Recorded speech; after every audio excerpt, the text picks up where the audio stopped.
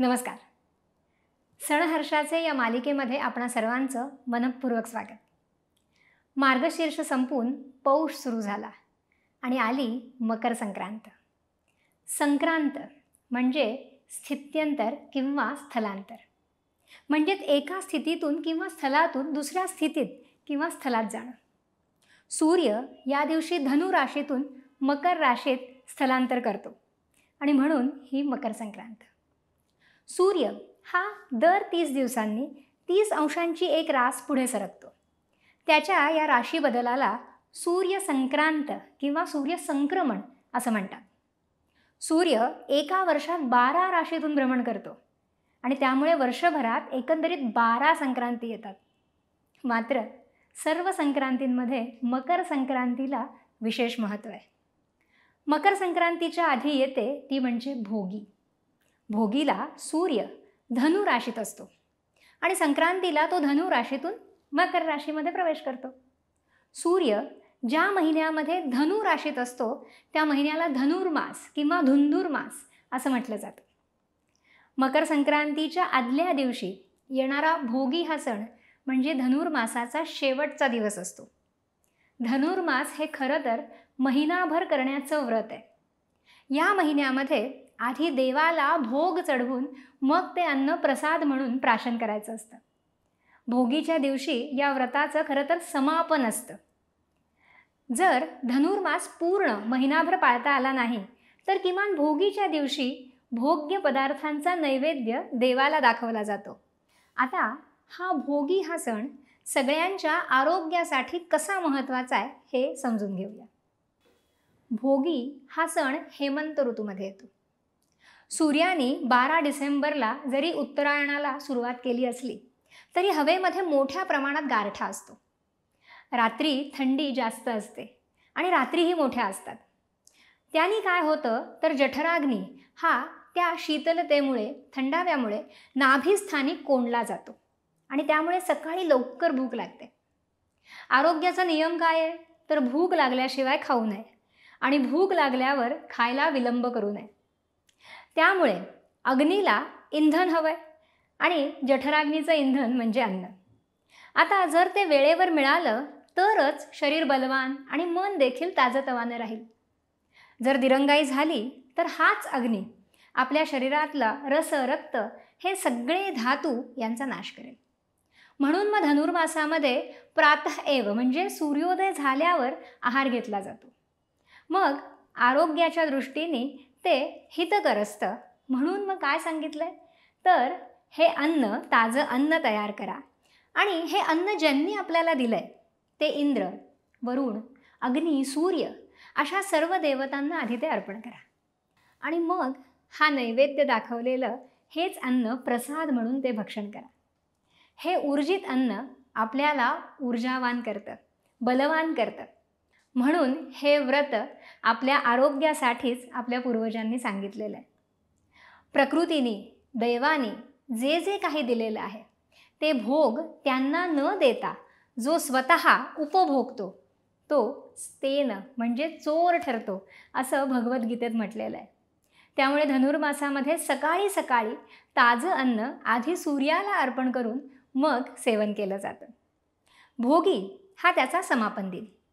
म्हणून या दिवशी सगळ्या शेंगभाज्या, पावट्याचे दाणे, वांगी, बटाटा अशा सर्व भाज्यांची मिश्र भाजी, तीळ लावलेली बाजरीची भाकरी, खरडा असा नैवेद्य दाखवला जातो. तर काही ठिकाणी खिचडीचा नैवेद्य देखील दाखवला जातो. मुळातच भोगी हा शब्द भुंज या धातूपासून बनलेला आहे. याचा अर्थ आहे खाणं किंवा उपभोगणं आणि म्हणून भोगी हा आनंदाचा आणि उपभोगाचा सण मानला जातो. आता भोगी झाली त्यानंतर आली मकर संक्रांत, मकर संक्रमण. सूर्याच्या मकर राशीमध्ये होणाऱ्या संक्रमणावर आधारलेला हा भारतीय सण. मकर राशीचे स्वामी शनिदेव आणि असं मानलं जातं की या दिवशी भगवान सूर्यदेव स्वतःच्या मुलाला म्हणजे शनिदेवांना भेटतात आणि त्यांच्यातला मतभेद दूर करून आनंद आणि समृद्धी पसरवण्यासाठी मदत करतात. म्हणून हा दिवस महत्त्वाचा. मकर संक्रांतीला उत्तरायण असं देखील म्हटलं जातं. खरं तर उत्तरायण 22 डिसेंबरला सुरू होतं. मग असं का म्हटलं जात असावं? मला असं वाटतं की कदाचित उत्तरायण आणि मकर संक्रांत ही अतिशय प्राचीन काळी एकाच दिवशी येत असावीत आणि त्यामुळे आजही मकर संक्रांतीला उत्तरायण असं देखील म्हटलं जातं. इतिहासात जर बघितलं तर शिवाजी महाराजांच्या काळात मकर संक्रांत 8 किंवा 9 जानेवारीला यायची असे उल्लेख सापडतात. म्हणजे काय तर पुढे पुढे सरकत यावर्षी मकर संक्रांत 15 तारखेला आलेली आहे. हा फरक दर 72 वर्षांनी होत असतो. सूर्याच्या या मकर संक्रमणाचं संक्रांती देवीच्या स्वरूपात दैवतीकरण देखील करण्यात आलेलं आहे. मला असं वाटतं की कदाचित कथा आली की अवघड गोष्टी देखील समजायला सोप्या होतात आणि चिरकाल स्मरणात राहतात. म्हणूनच हे केलं गेलं असावं. संक्रांतीला देवता मानून तिचं चित्र प्रत्येक पंचांगात दिलेलं असतं आणि तिचं स्वरूप हे 60 योजने पसरलेली, लांब ओठ, दीर्घ नासिका, एक मुख आणि 9 हात असलेली अशी देवी संक्रांती पुरुषाच्या आकृतीसारखी आहे असं म्हटलं जातं. ह्या देवीने संक्रांतीच्या दिवशी संकरासुर नामक राक्षसाचा वध केला. दरवर्षी तिचं वाहन, शस्त्र, वस्त्र, अवस्था, त्याचबरोबर अलंकार, भक्षण ह्या सगळ्या गोष्टी वेगवेगळ्या असतात आणि त्या भावी घटनांच्या सूचक मानल्या जातात. ती एखाद्या वाहनावर बसून एका दिशेकडून दुसऱ्या दिशेकडे जाते आणि जाताना ती तिसऱ्या दिशेकडे पाहत असते. ती ज्या दिशेकडून येते त्या दिशेला समृद्धी मिळते, तर ती ज्या दिशेकडे जाते आणि ज्या दिशेकडे पाहते तिकडे संकट कोसळतं असं म्हटलं जातं. संक्रांत येणं म्हणजे संकट येणं असा वाक्प्रचार रूढ झालेला आहे. तिने ज्या वस्तू घातलेल्या आहेत त्या नष्ट होतात किंवा महाग होतात अशी देखील समजूत आहे. यामागे नक्की काय अर्थ असावा ते कळत नाही. मकर संक्रांती हा सण बहुतेक सर्व भारतात साजरा होतो. महाराष्ट्रात या दिवशी घरच्या आणि गावच्या देवतेला तीळ आणि तांदूळ वाहिले जातात. सौभाग्यवती स्त्रिया सुगड दान करतात. सुगड म्हणजे काय तर छोटे मातीचं घट किंवा मडकं. सुगडांना हळदी कुंकवाची बोटं लावून दोरा गुंडाळतात. सूत गुंडाळतात. सूत हे वातावरणातल्या सकारात्मक स्पंदनांना शोषून घेणार आहे. आपण मागेही बघितलं होतं. या सुगडामध्ये गाजर, त्याच्याबरोबर बोरं, ऊसाची पेरं म्हणजे कांड्या त्याच्या, शेंगा, कापूस, त्याचबरोबर हरभरे, तिळगुळ, पैसा अशा वस्तू त्याच्यामध्ये भरल्या जातात. रांगोळी काढून त्याच्यावर पाट मांडून त्यावर 5 सुगड ठेवले जातात आणि त्याचं यथायोग्य पूजन होतं. 3 सुगड सवाष्णींना दान म्हणजे वाण म्हणून दिलं जातं. 1 सुगड तुळशीला आणि 1 स्वतःकरता ठेवलं जातं. तर काही ठिकाणी तेल, जिरं, मीठ आणि कापूस असे जिन्नस देखील दान देण्याची प्रथा आहे. संक्रांतीच्या दिवशी केलं जाणारं तीर्थस्नान आणि दान हे पुण्यदायी मानलं जातं आणि त्यावरूनच मकर संक्रांतीला स्नान आणि दानाचा सण असं देखील म्हटलं जातं. या दिवशी पितृश्राद्ध देखील केलं जातं.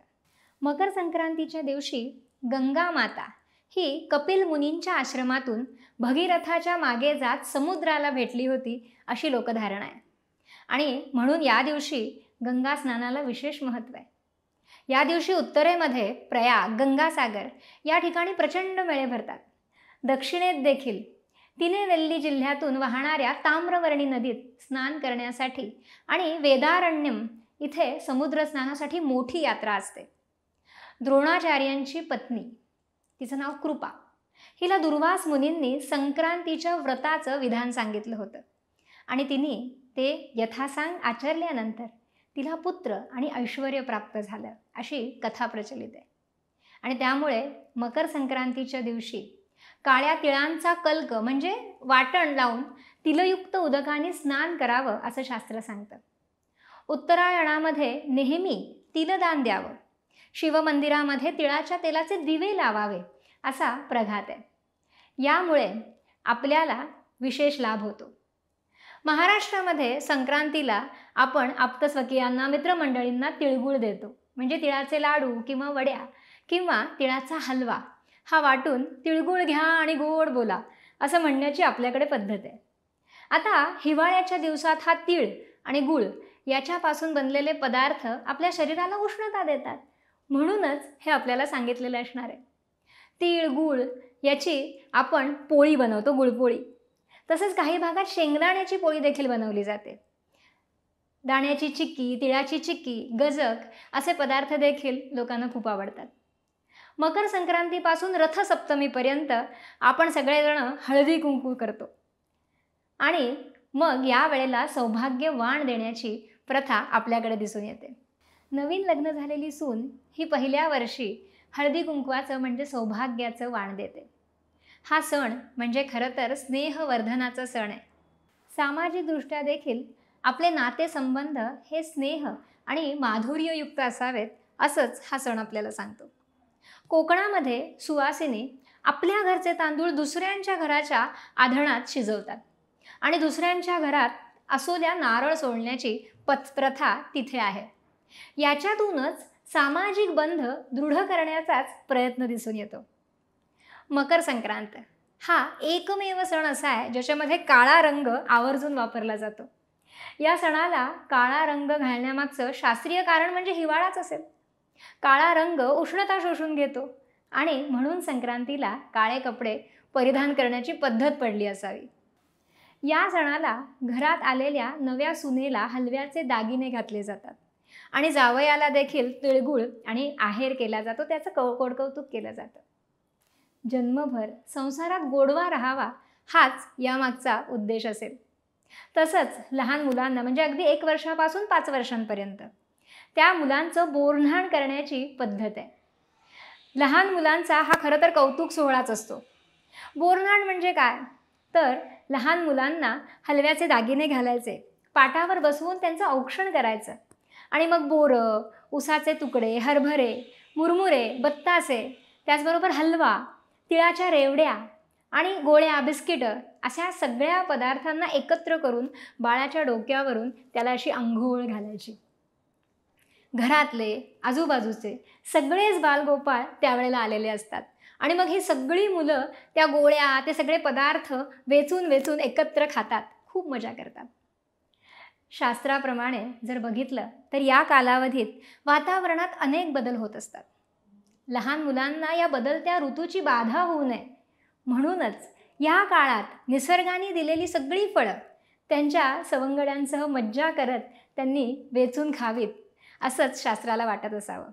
आईनी किंवा घरच्यांनी एखादी गोष्ट देऊ केली तर ती कदाचित तेवढी खाल्ली जाणार नाही, पण आपल्या सवंगड्यांसोबत जेव्हा एखाद्या गोष्टीचा आस्वाद मुलं घेतात तेव्हा ती जास्त खाल्ली जाते आणि म्हणूनच या बोरन्हाणाचं प्रयोजन कदाचित शास्त्रांनी केलं असावं. मकर संक्रांतीच्या निमित्ताने भारताच्या विविध भागामध्ये विशेषतः गुजरातमध्ये पतंग उडवून हा सण साजरा करण्याची पद्धत आहे. या दिवसात खरं तर सूर्यप्रकाशाचा अधिकाधिक लाभ या शरीराला व्हावा म्हणूनच ही पद्धत पडली असावी. उतरतीच्या सूर्याची किरणं ही मानवी शरीरासाठी औषध म्हणून काम करतात.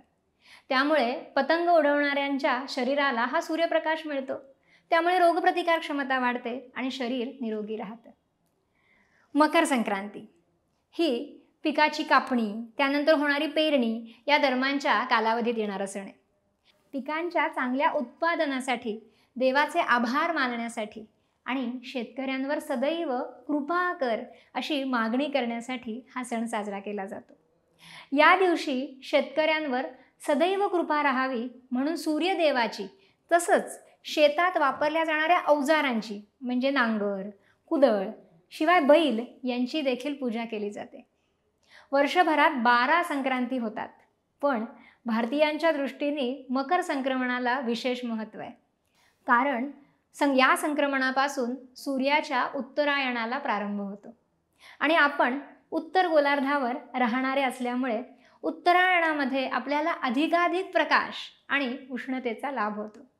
त्यामुळे हा दिवस संपूर्ण देशात विशेषत्वाने साजरा केला जातो. देशातल्या विविध राज्यांमध्ये संक्रांत वेगवेगळ्या नावाने ओळखली जाते. उत्तर प्रदेश आणि मध्य प्रदेशामध्ये संक्रांतीला उत्तरायण म्हणतात.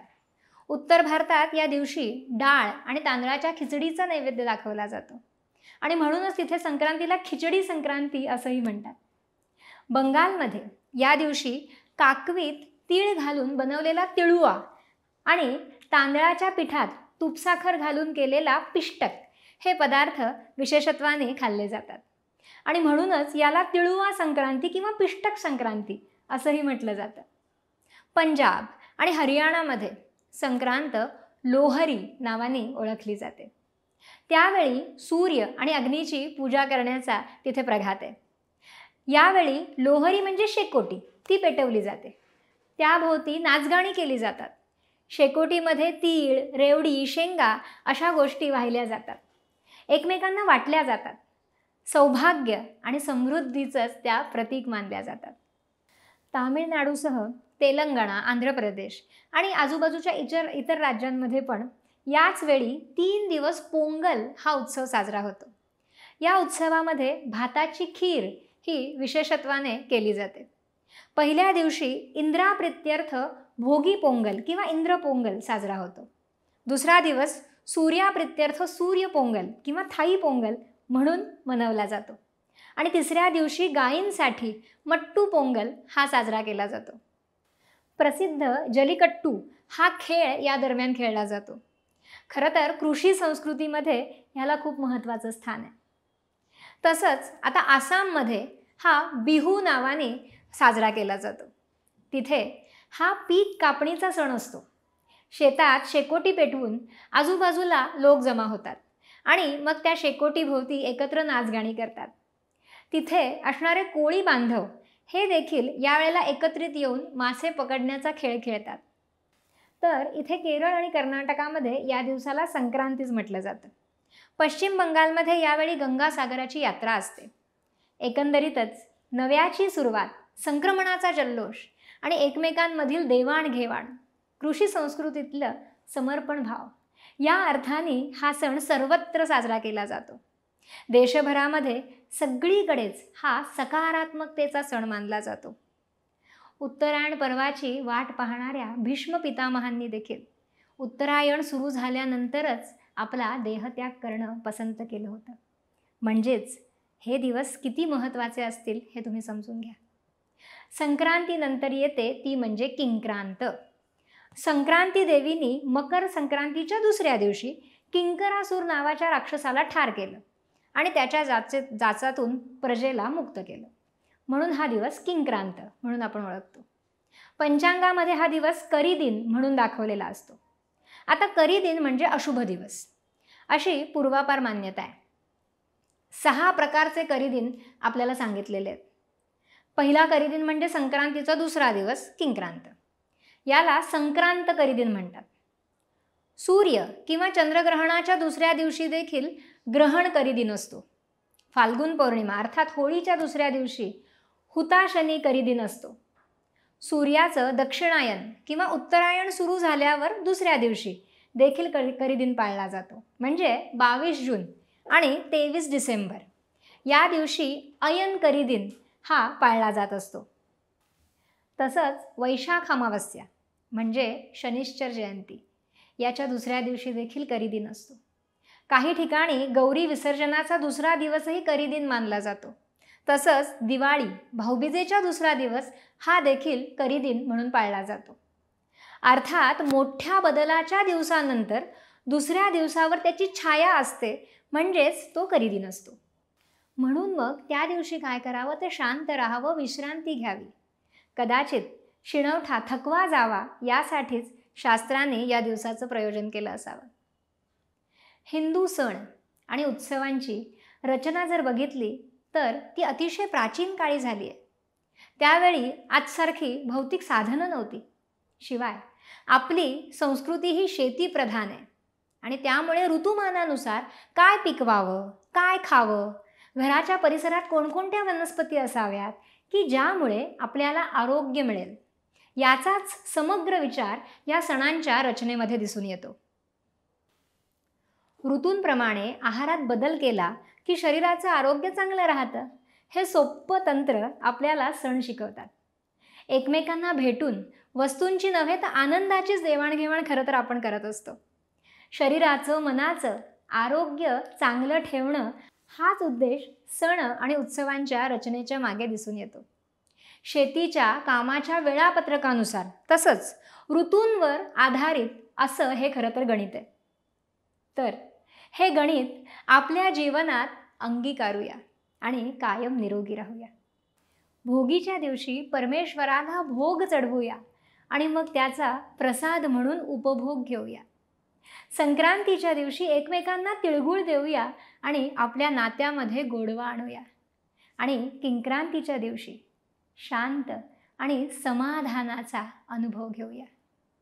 तर उत्तरायणातल्या ह्या महत्त्वाच्या 3 दिवसांच्या मकर संक्रांतीच्या आपणा सर्वांना मनःपूर्वक शुभेच्छा. नवीन विषयासह नवीन भागात पुन्हा भेटूया. धन्यवाद. साध्या आजारांपासून ते मोठ्या आजारांपर्यंत घरी राहून फक्त व्हॉट्सॲप किंवा ईमेलने माहिती पाठवून लागोलाग सुरू करता येणारे उपचार म्हणजे विनास्पर्श विनाऔषध केले जाणारे स्वयंपूर्ण उपचार. आजच संपर्क साधा.